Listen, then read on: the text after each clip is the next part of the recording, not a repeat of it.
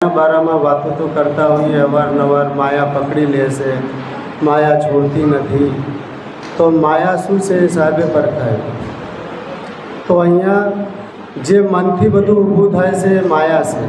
માયા કોઈ બીજી જુદી અલગથી વસ્તુ નથી કે માયા આપણને કોઈ પકડી લે ઉપરથી ઉપર વીજળીની જેમ પડી જાય એવું કંઈ નથી. માયા જે મનથી મનાંદી ઊભી થાય, જે કલ્પનાઓ ઊભી થાય, જે બધા ભ્રમ ઊભા થાય છે એ માયા છે.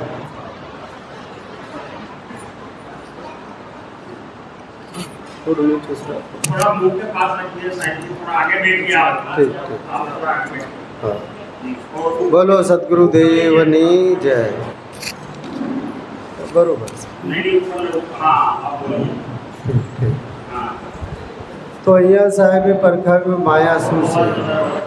તો મોટી માયા કહેવાય આપણો ઘર, પરિવાર, કુટુંબ, જે આપણે શરીરથી બધું બનાવ્યું, કુટુંબ બનાવ્યું, ધન સંપત્તિ. તો અહીંયા સાહેબે મોટી માયાને બારામાં આપણને પરખાવ્યું. તો મોટી માયા તો કોઈ ઘણીવાર છોડી બી દે છે, ઘર પરિવાર છોડીને લોકો નીકળી બી જતા હોય છે, સાધુ સંતોમાં, આશ્રમોમાં, કંદરાઓમાં, ગુફાઓમાં, આરણ્યમાં રહેતા હોય. પણ અહીંયા સાહેબે પરખાવ્યું કે મોટી માયા સબ કોઈ તજે, ઝીણી તજી નથી. તો ઝીણી માયા માણસ જાણી શકતું નથી. ઝીણી માયામાં માન, સન્માન, પદ, પ્રતિષ્ઠા, અહમ, અહંકાર, આ બધું ઝીણી માયામાં આવે છે, જે વાણીથી. તો અહીંયા સાહેબે મોટી ને ઝીણી માયાને એક મોટી માયા એટલે આ ખાણીનો ઝાડ પરખાવ્યો. આ જે ખાણી ઝાડમાં આવે એ બધી મોટી માયા, ને જે વાણીના ઝાડમાં આવે છે એ બધી ઝીણી માયા.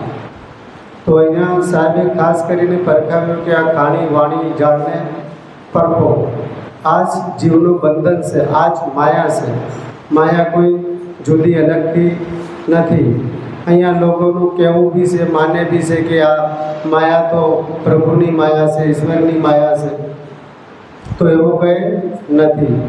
આપણાથી જ બધું ઊભું થાય છે. તો એટલે સાધુ સંતો આપણને જ્ઞાન બોધ આપે છે. તો એ જ્ઞાન બોધથી આપણે સમજી શકીએ ને એનાથી અલગ રહી શકીએ, એનાથી નૌકા ન્યારા થઈ શકીએ. માયા જેવી કોઈ અલગ જુદી વસ્તુ નથી કે આપણને પકડી લે. લોકો ઘણા તો કહે કે સાહેબ શું કરીએ, માયા પકડી લીધા છે. કે માયા છોડતી નથી, માયા મુકાતી નથી.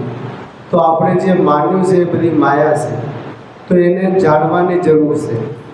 અહીંયા આપણે બધા આધ્યાત્મિકમાં બધા બહુ બધું જાણતા હોઈએ, માનતા હોઈએ, જાણતા કશું નથી.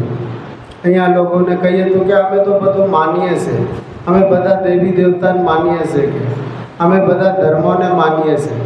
પણ લોકો ધર્મને બી નથી જાણતા. બધા ધર્મ નથી, બધા તો મજહબ છે, સંપ્રદાય છે. ધર્મ તો આ ચેતનનું જ્ઞાન ધર્મ, એ જ ધર્મ, બીજું કોઈ ધર્મ નથી હોતું. તો એટલે આપણે અહીંયા જાણવાની જરૂર છે કે ભાઈ ધર્મ શું છે, હું કોણ છું, ચેતનનું સ્વરૂપ મારો કેવો છે. તો એટલે આવી રીતે આપણે જાણશું તો પછી માયા ક્યાંય રહેતી નથી. માયા તો આ જળની જે માનંદી આપણે કરી છે, હું શરીર છું, જાતિ પાતિ, નાતા ગોતા, મકાન, દુકાન, આ બધું માયા છે. ને આ બધું જીવન વ્યાપન કરવા માટે છે, એનાથી આગળ કંઈ કામ આવે નહીં. એનાથી જીવન જીવાય ને એનો સદુપયોગ કરીએ. તો આવી રીતે આપણે સાધુ સંતોને બોલાવાય, સત્સંગ વગેરે રખાય ને આવી રીતે બધા લોકોને સત્સંગનો લાભ મળે. તો એનાથી આપણને સંતો પરખાવે કે આ બધું બંધન શું છે, મોક્ષ શું છે, માયા શું છે, એનાથી છૂટવું કેવી રીતે. એ તો માન્યું છે આપણે, તો છૂટા જ છે. માયા આપણાથી જ ઊભી થાય છે. માયા ક્યાંય અલગથી નથી. આપણી અજ્ઞાનતા, આપણે ચેતનને જાણતા નથી. આ જળનું જ્ઞાન છે. અનાદિકાળથી આ જળ શરીરમાં ભટકીએ છે. અન્ય 83 ખાનીઓમાં 84માં ભટકતા હોઈએ. જ્યારે માનવ દેહમાં આવતા હોઈએ ત્યારે બી આ બધું કંઈ જાણી શકતા નથી. તો વર્તમાનમાં માનવ જીવન આ બધું આપણને જાણવા માટે, એનાથી છૂટવા માટે જીવનો કલ્યાણ કરવા માટે મળ્યું. પણ આમાં બી આપણે અજ્ઞાનતાને કારણે જડાભ્યાસી થઈને જ જીવતા હોઈએ.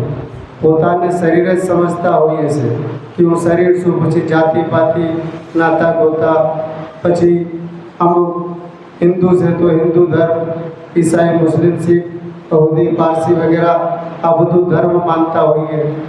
તો આમાં સંતો આપણને પરખાવે છે કે આ બધું તો વેદશાસ્ત્રોમાં લખ્યું છે, પણ એનો યથાર્થ નિચોડ કાઢવો પડે, એને સમજવું પડે કે ભાઈ બંધન શું છે ને મોક્ષ શું છે, માયા શું ને માયાથી આપણે નોખા કેવી રીતે રહી શકીએ. માયાથી આમ તો છૂટા જ છે, પણ નહીં સમજાતું હોય તો સંતો આપણને પરખાવી ને માયાથી અલગ નોખા કરી શકે છે. તો એટલે અહીંયા સાહેબે કીધું કે મોટી માયા સબકો તજે, ઝીણી તજી ન જાય, પીર પેગામ્બર ઓલિયા ઝીણી સબકો ખાય. તો સંસારમાં જેટલા માણસ છે, જે સાધુ સંત પીર પેગામ્બર ઓલિયા, તો ક્યાંય ને ક્યાંય ઝીણી માયા બી એમને ખાય છે. ઝીણી માયા નીકળતી નથી, બહુ સૂક્ષ્મ છે. કેમ કે આ બધું અનાદિકાળનું છે, તો એકાએક પરખાતું નથી, આપણને જણાતું નથી, એટલે એ નીકળતું નથી. અંદર અંતઃકરણમાં અનાદિકાળથી પડ્યું છે બધું. તો અત્યારે સંતો આપણને એ જ કહેશે કે ભાઈ સત્સંગમાં આવી ને સત્સંગને દ્વારા અંતઃકરણને શુદ્ધ કરો. જે બી બધું અનાદિકાળનું કે કચરું પડ્યું છે, જે બીજો પડ્યા છે એ બધા કાઢી નાખો. આ જ્ઞાન અગ્નિમાં એને બાળી નાખો ને અંતઃકરણને શુદ્ધ કરી નાખો. તો આપણે મોટી માયાથી તો એકવાર છોડી બધુંને લોકો નીકળી જાય, ક્યારેક કંટાળી જાય, ક્યારેક શમશાન વગેરે એવા ઘણા બધા વૈરાગ સંતો પરખાવે છે, તો માણસને વૈરાગ થઈ જાય, નીકળી જાય.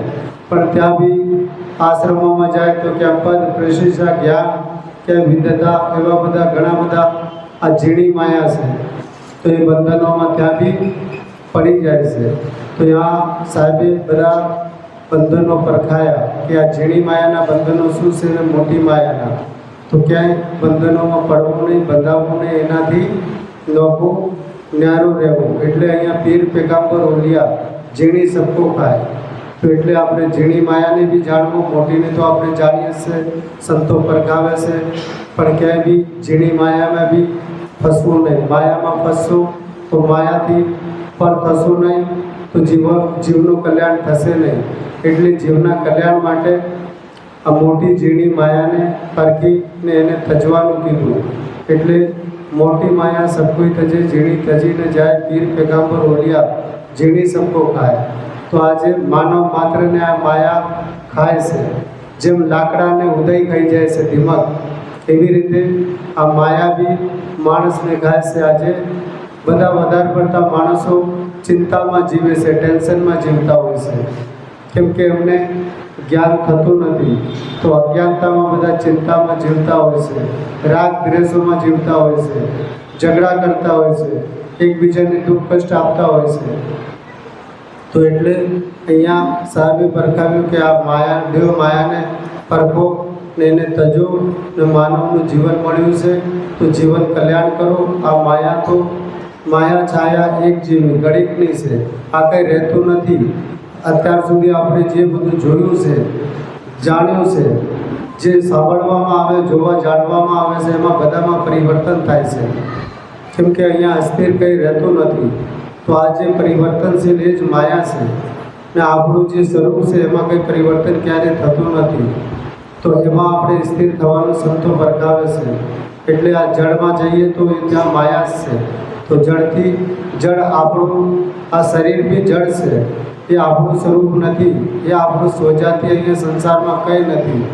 જ્યારે શરીર જ આપણું નથી, તો શરીરથી માનેલા પ્રાણી પદાર્થો, આખો સંસાર આપણો કેવી રીતે થાય? આપણું ના થાય. તો એટલે આપણું શું છે એને જાણી લો. તો આપણું તો આ ચેતન જીવ જ આપણો સ્વયંનો સ્વરૂપ છે. બાકી બધું એનાથી માનેલું બધું વિજાતિ છે, સ્વજાતિ નથી. એ બધું શરીર સુધી જ કામ આવે. શરીર સુધી એટલે જીવન જીવવામાં આ સંસારના બધા પદાર્થો કામ આવી શકે છે, બાકી એનાથી આગળ ક્યાંય કામ આવતા નથી. તો અહીંયા સાહેબ પરખાવે છે કે ભાઈ આ સંસારમાં વ્યવહાર સારી રીતે કરી લો, ના વ્યવહાર કરતાથી એમાં મોહ શક્તિ ના કરો, એમાં બંધાવ નહીં, એમાં ફસો નહીં ને આપણા જીવનનું કલ્યાણ કરી લો.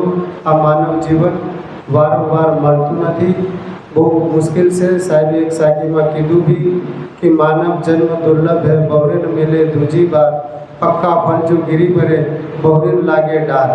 એટલે આ બહુ અમૂલ્ય જીવન મળ્યું છે, એનાથી કોઈ મોલવાન વસ્તુ સંસારમાં નથી. કેમ કે માનવ જીવનમાં જ જીવનનું કલ્યાણ થાય, આપણે મુક્ત થઈ શકીએ. બીજું બધું કામ બધી યોગીઓમાં થાય છે, ખાવું પીવું પરિવાર મોજ શોખ બધું બધા જીવો કરે છે, આપણે જોઈએ જ છે. પણ જીવનનું કલ્યાણ માત્ર એક માનવ જીવનમાં થાય છે. એટલે સાહેબે કીધું કે માનવ જીવન દુર્લભ હે, બહરે ન મિલે દૂજી બાર. તો અત્યારે કંઈ આપણે જીવન કલ્યાણનું જાણીને કંઈક કરશું તો જીવન કલ્યાણ ના થયો, મોક્ષ ના થયો તો બીજી વાર પાછું આપણને માનવનું જીવન મળી શકે છે. ઘડી ઘડી વારંવાર મળતું નથી. આ શબ્દોને સાથે વાણીને વિરામ આપું છું. બોલીએ શ્રી સદગુરુદેવની જય.